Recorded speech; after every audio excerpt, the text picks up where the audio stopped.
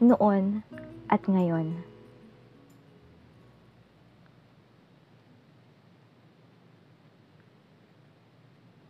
Hindi ko akalain na darating ang araw. Mga pagbabago sa ating lipunan. Unti-unting nangyayari at nasasakatuparan. Hindi ba gusto lang naman natin ay ang kaunlaran?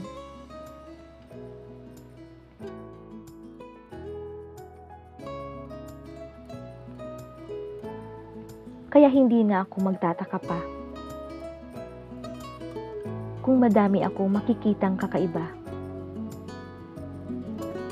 Na sa paglipas ng panahon, sinong mag-aakala? Pagbabago sa ating komunidad ay nangyayari na.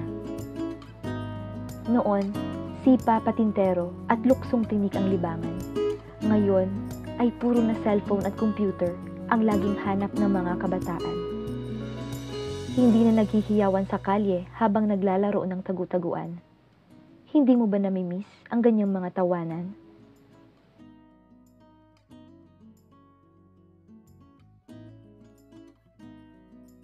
Noon, bus at jeep lamang ang sinasakyan.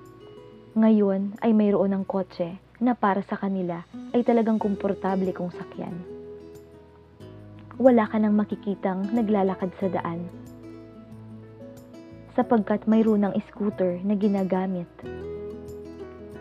upang makarating sa pupuntahan.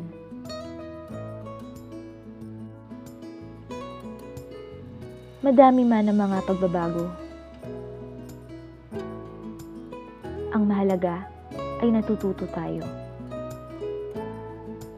Tinatanggap, tumatayo ng buong buo. Hindi nag-iisip ng mga negatibo, kundi ang hangarin na magandang dulot.